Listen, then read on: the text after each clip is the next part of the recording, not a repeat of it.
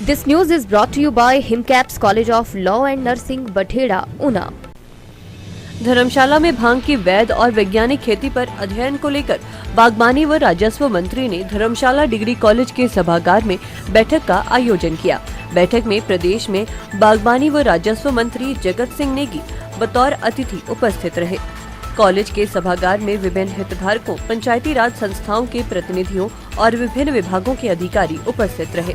इस दौरान बैठक में भांग की खेती से जुड़े विविध पहलुओं पर विस्तृत चर्चा की गई और भांग की खेती को लेकर मंत्री ने अधिकारियों व प्रतिनिधियों से विचार विमर्श किया, जिससे कि प्रदेश में भांग की खेती की जा सके और बेरोजगार युवाओं को भी रोजगार दिया जा सके।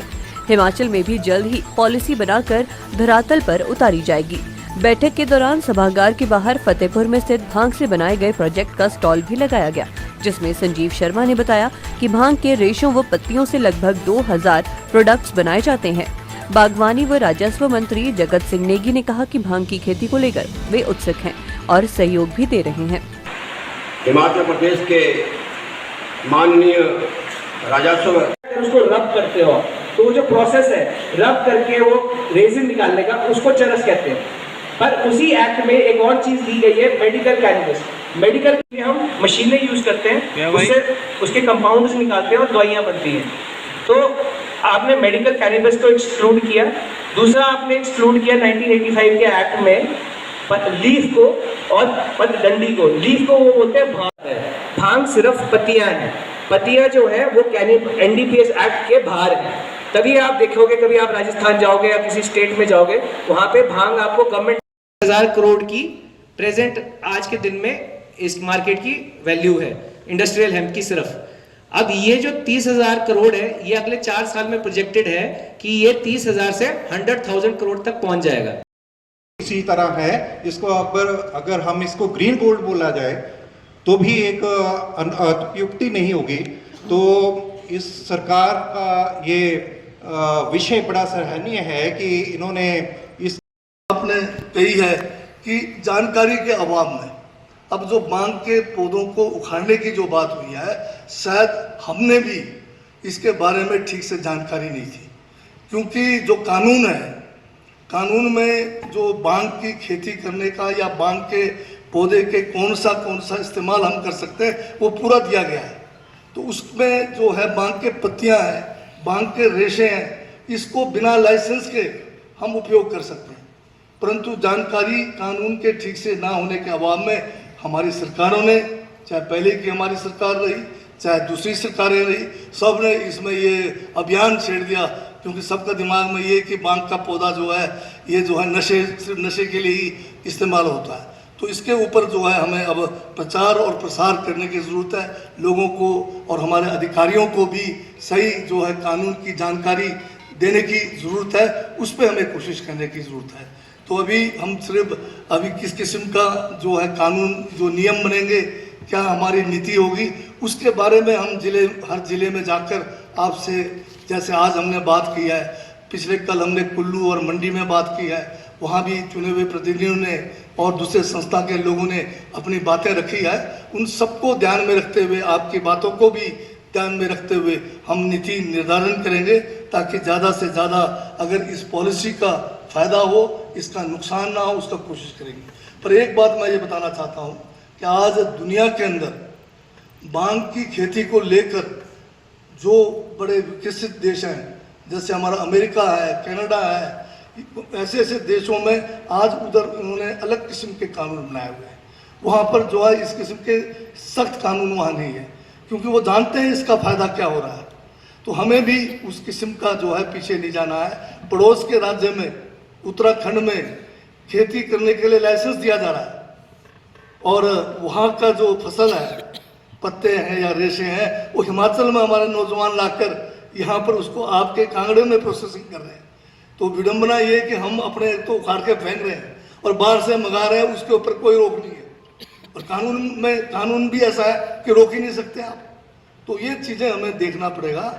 को जो है सभी जो हमारे जिलों में जाकर लोगों के साथ जो है हम राय मशवरा कर रहे हैं कि किस तरह से इसकी खेती को उपयोगिता इसकी और किस तरह से इसको यहाँ पर हम पॉलिसी बनाएं, उस बारे में हमने जो अपना भ्रमण शुरू किया है, जिसमें पिछले कल हम कुल्लू और मंडी और उसके बाद आज हमने यहाँ कांगड़े के जो मुख्यालय धर्मशाला में यहाँ बैठक का आयोजन करके, जिसमें हमारे पंचायती राज संस्थाओं के पंचायत लेवल से लेकर जिला परिषद के जो हमारे चुने हुए प्रतिनिधि है उनसे जो है विचार विमर्श किया है और भारी समर्थन इस को नीति निर्धारण करने के लिए जो है जनता से हमें प्राप्त हुआ है।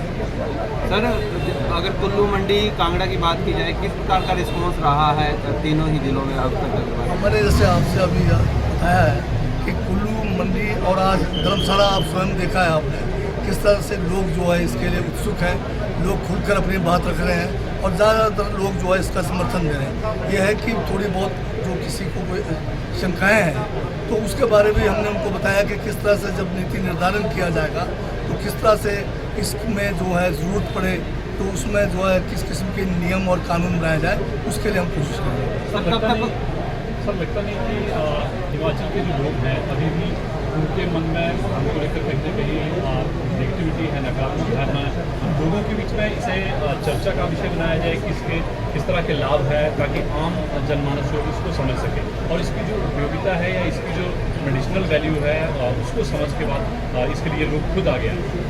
नहीं, इसी बात को लेकर तो हमने ये जो बैठकों की दौर शुरू की है, जिला जिला में जा रहे हैं, सभी जनप्रतिनिधियों से मिल रहे हैं और जो अभी तक हमारे को जो रुझान मिला है वो लोग जो है ज़्यादातर इसके पक्ष में है।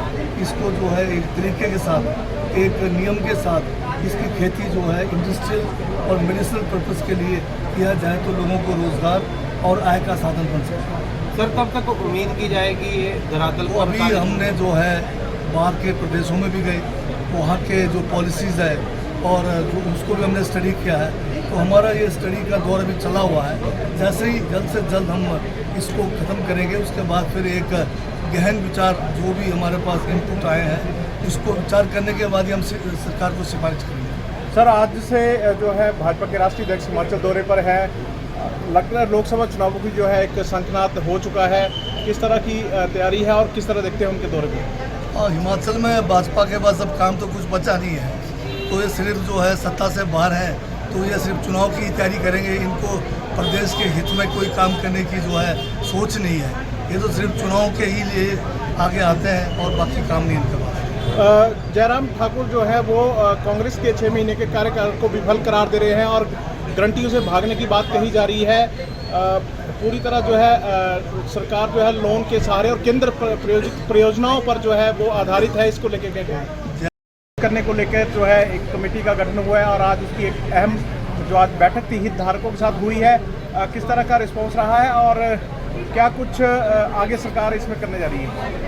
हिमाचल प्रदेश की कांग्रेस सरकार ने और हमारे युवा मुख्यमंत्री ठाकुर सुखविंदर सिंह सुक्खू, उनके जो है विचार ये है कि हिमाचल प्रदेश में जो हमारा भांग की खेती है उसके बारे में एक कमेटी का उन्होंने गठन किया।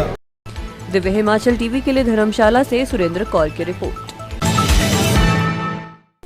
प्रदेश सरकार में डिप्टी सीएम मुकेश अग्निहोत्री के कुशल नेतृत्व में जिलाऊना का हिमकैप्स लॉ व नर्सिंग संस्थान बठेड़ा बुलंदियों को छू रहा है।